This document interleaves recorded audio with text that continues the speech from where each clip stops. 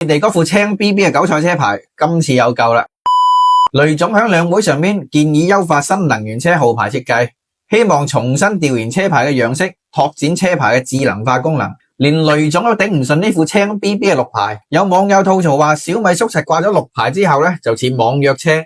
嚴格上嚟講，無論係幾靚嘅車，都冇辦法駕馭呢一副韭菜車牌。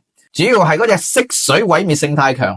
話說喺2016年嘅時候咧，公安部就揾咗當其時國內新能源車龍頭企業 BYD 就進行呢個新能源車嘅號牌設計。咁 BYD 嘅設計團隊咧就做咗3個設計方案俾廣大嘅網友進行投票。最終咧就係呢個白綠漸變色嘅車牌，有14萬人投票而脫穎而出。目前 BYD 咧仲持有呢個綠牌嘅專利，但係隨住人嘅審美要求越嚟越高，大家發現呢副青 BB 嘅車牌咧係同任何顏色嘅車都唔夾嘅，仲會嚴重拉低咗台車嘅顏值。依家一聽到話要重新設計車牌，廣大嘅網友就坐唔住啦，即刻就有人將設計稿都發埋出嚟。其中最多人選擇嘅就係呢個白底黑字嘅車牌。正所謂一白遮三醜，一綠就毀所有。因為白色同黑色咧能夠同所有顏色搭配。隔籬香港咧就係用緊呢個車牌嘅設計，再加埋呢個浮雕字體，睇起身成台車嘅檔次都唔同晒。而香港嘅車牌設計咧，前邊係白底黑字，後邊係黃底黑字。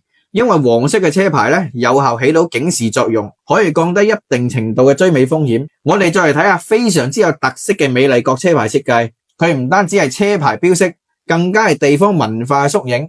各個州通過車牌設計嚟傳遞歷史、自然景觀同埋價值觀。我哋泱泱大國咁多省份，亦都可以參照一下。北京咧可以畫個故宮，上海就畫個東方明珠，四川就畫隻熊貓。咁我哋廣東就出咗名靚仔多，一係就人字拖。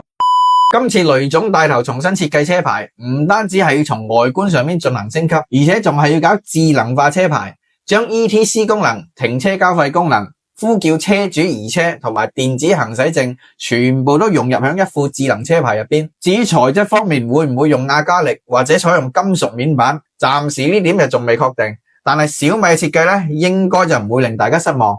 老實講，雷總你係整就電車同油車都一齊重新設計，車咧我就唔會換噶啦。但係如果要我換一副靚仔啲嘅車牌咧，咁你就預埋我嗰份。咁邊一款車牌先至你哋最中意咧？評論區講俾佢聽。我哋下期再見。